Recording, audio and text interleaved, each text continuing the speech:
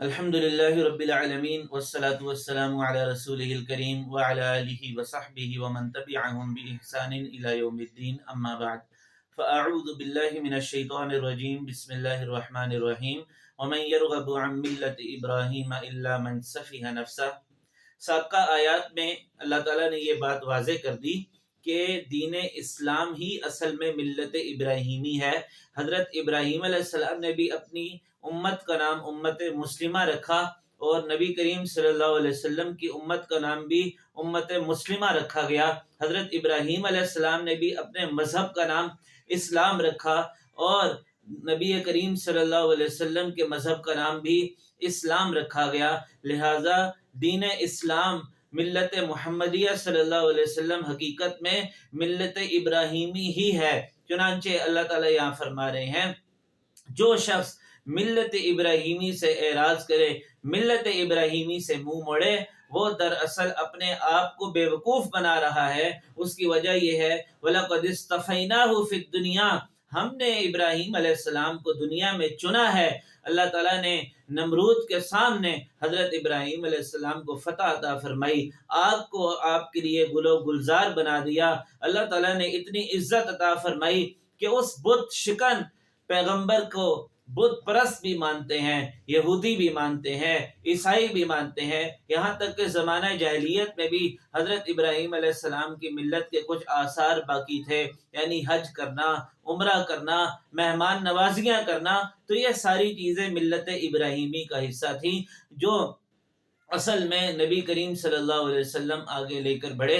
تو اللہ تعالیٰ نے جس پیغمبر کو اتنی شان عطا فرمائی، اب جو ان کی ملت سے اعراض کرے گا وہ بیوقوف نہیں ہوگا تو اور کیا ہوگا۔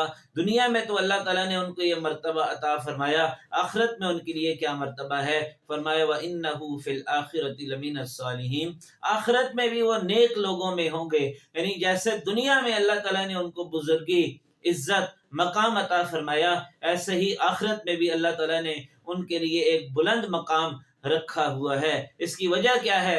اطاعت گزاری۔ جو حضرت ابراہیم علیہ السلام کی طرح اطاعت گزاری کرے گا وہ دراصل ملت ابراہیمی پر چلنے والا ہے، اور جو آپ کی طرح اطاعت گزاری نہیں کرے گا وہ ملت ابراہیمی کا پابند نہیں ہے۔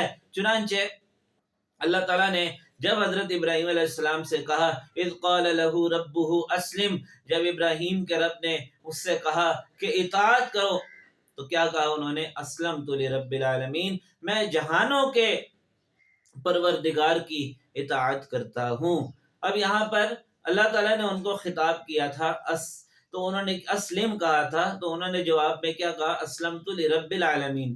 اصل جواب کیا ہونا چاہیے تھا؟ اسلمت لکا، کہ اللہ میں آپ کی اطاعت کرتا ہوں۔ لیکن یہاں پر دو باتیں بتانا چاہتے تھے۔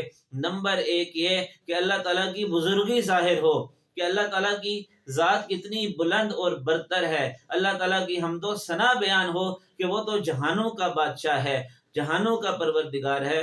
دوسرا یہ بتانا مقصود تھا کہ میں اطاعت کر کے کوئی احسان نہیں کر رہا، بلکہ میں تو مجبور ہی ہوں اللہ کی اطاعت کرنے کے لیے، وہ ذات ہی اتنی بڑی ہے، میں پابند ہوں اس چیز کا کہ میں اس ذات باری تعالیٰ کی جو جہانوں کا پروردگار ہے، جہانوں کا پالنے والا ہے، اس کی اطاعت کروں۔